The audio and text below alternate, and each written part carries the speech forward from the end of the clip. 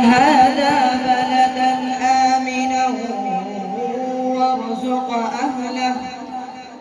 وارزق أهله من الثمرات من آمن منهم بالله واليوم الآخر قال ومن كفر فأمتعه قليلا ثم أضطره إلى عذاب النار وبئس المصير.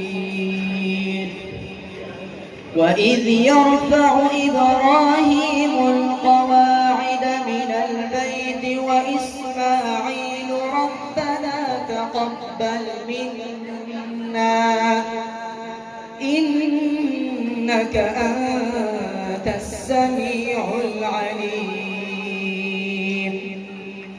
ربنا واجعلنا مسلمين لك ومن ذريتنا أمة مسلمة لك وأرنا مناسكنا